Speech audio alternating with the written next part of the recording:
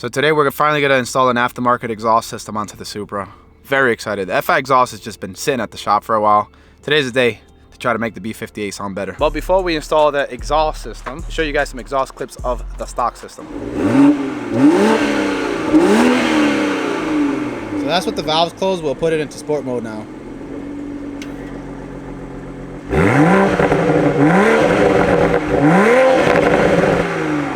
And as far as a drive-in clip of the stock system, I won't do that today, but I'll just show you guys a clip from the previous Supra video.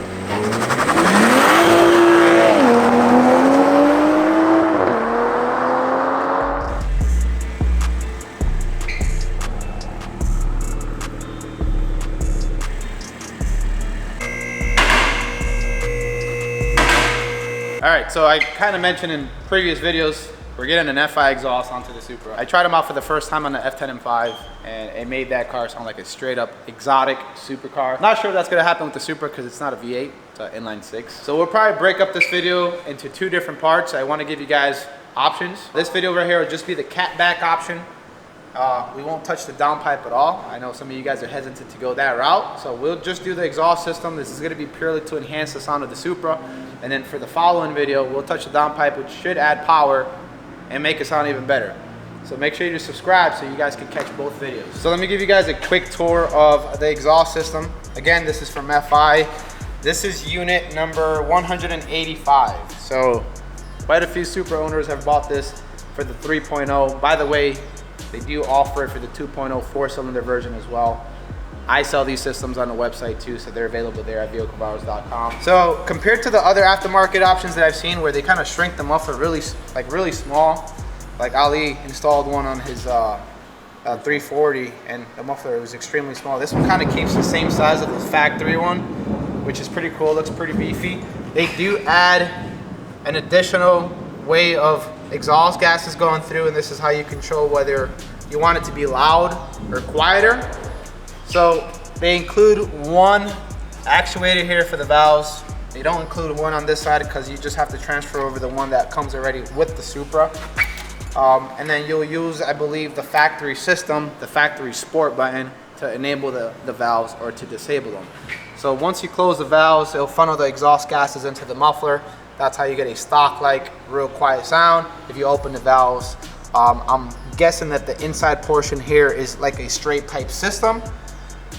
Pulls out the sides to the exhaust tips, and you get a very loud and hopefully an exotic sound. Apparently I was missing a piece. So we have the rear section here, the two pipes, 185 as well, because obviously you can only buy the system all together. You can't separate the pieces. You can do the downpipe separately and the exhaust system, the catback separately, but not like the mid pipe and the resonator, stuff like that. Talking about the resonator right here. So this should tame things down and I guess make it sound pretty good. By the way, the quality of the welds here are very good looking. I don't think you guys have anything to complain about. It seems like every time I show an exhaust system on video, you guys are nitpicking the welds. And then we'll move on to this box right here. Unlike the F10 M5 exhaust that we installed that had maybe like 5 pounds of wiring, like a bag like this one only comes with this. And it's because you use the factory connectors on the car. This is just an extension so you can use both valves. So this connects to the factory plug. It splits into two, where it goes into the actuator here and then the second actuator. And of course you would route this and tuck it in the right way so it's nice and clean. This is all you get for wiring, which is very, very cool. Again, you can use the factory button in the car. So it's a very easy, simple install. There is an optional Pro remote like I did on the F10 M5.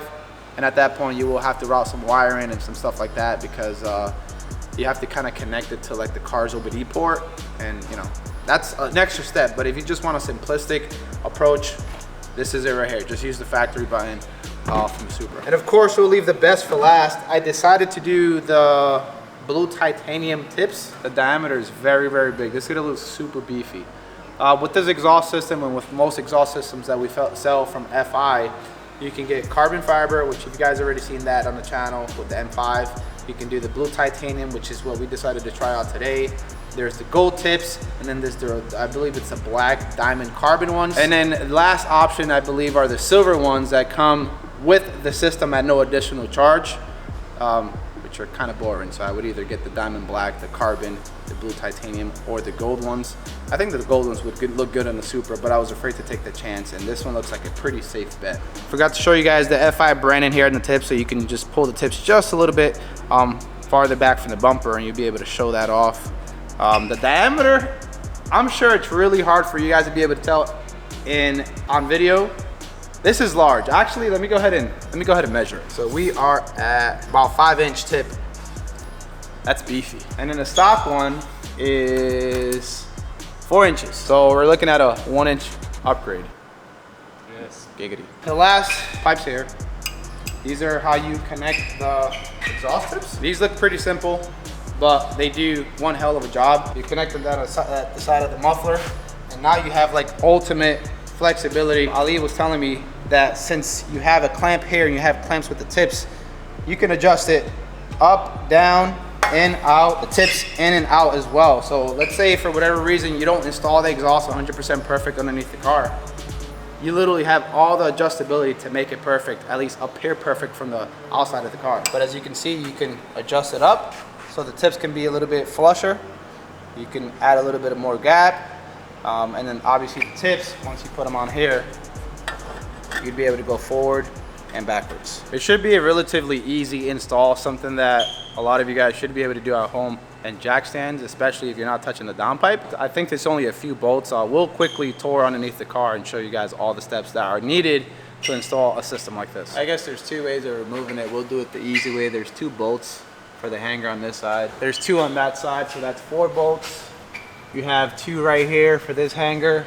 There's none on this side. So then you move down the middle, and we have 1 here, and we have 1 here for the downpipe. I forgot to mention that the center brace has 8 more bolts. So obviously that needs to be removed so we can drop the system as one. If it wasn't for this video, it would be a 20-minute install. But obviously when we're making videos, we gotta take our time so we can explain and educate to you guys everything that we're doing. So let's get to it.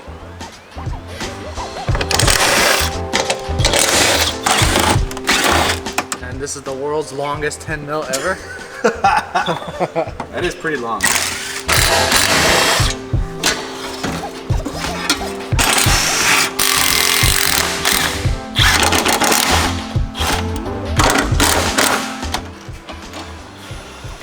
Holy crap! Bro, that's heavy.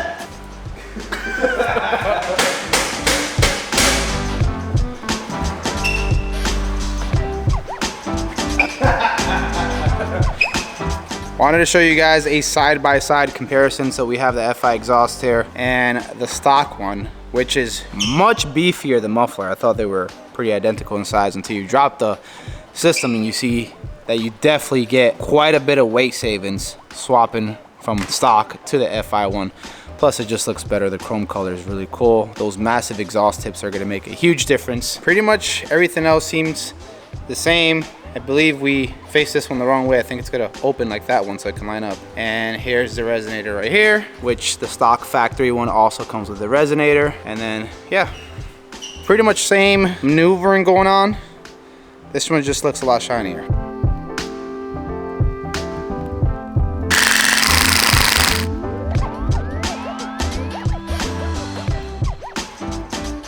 What we're gonna do is plug this in to the stock one, Which is on the passenger side. and then we'll route it through this hole, which is right here, and then go up this way behind the heat shield, and then come down from this hole So I can plug into the for other this valve. actuator, yeah.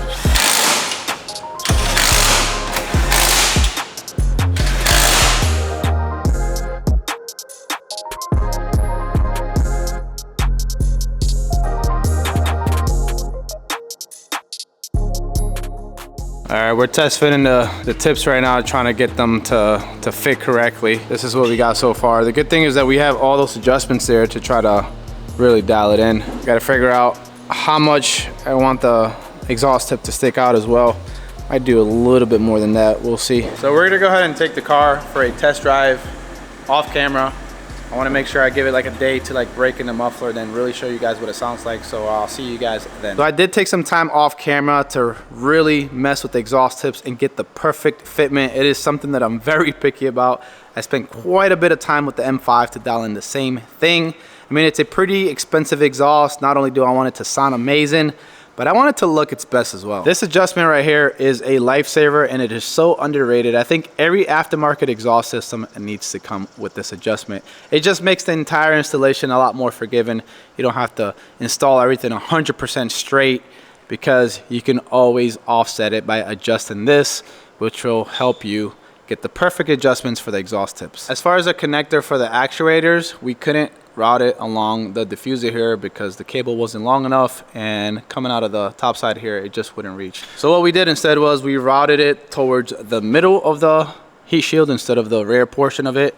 Routed it towards the middle behind, and it comes out the same location on the opposite side, connects right to the actuator. I'll go ahead and give you guys a quick tour of the rest of the exhaust. Here's the stock downpipe. This is where the catback installs to. You can already see there's a change of color because we've heat cycled the exhaust system already. We clamped it here. We might want to maybe push it up a little bit later on so it's not sticking so far out. As you guys can see, look at the fitment. There's no rubbing. There's plenty of space on the top around the resonator. Again, nothing here. You have a clamp here, clamp here. You have the center brace right here. It does not touch, so you don't need any spacers. Comes around the back on both sides. Again, plenty of clearance around the diff. And here's the back side. Here's what it looks like from the rear. And here's a view from underneath the car. Very nice, looks very clean, and the fitment is spot on. So I wanted to show you guys what the tips look like with the car on the actual floor. I pulled them out just enough so you can see the FI logo. You guys see it right there. Did the same with this side as well. Very nice, just enough so you can kind of see it, not hot boy style. Here's what it looks like if you're looking at it from the same level. These are massive, 5-inch. Definitely the biggest tips I've ever owned. All right guys, so it's been a few days since we installed the exhaust system. But like I said, I wanted to break in the muffler for at least a few days so we can really hear what it sounds like. Typically with these exhaust systems, you know, you drive the car around for a few days and it sounds much louder afterwards. So we'll get you some exhaust clips here, some drive-bys, some launches. Before we get to this spot, we'll do like a quick pull here. So you guys can hear what it sounds like inside of the car.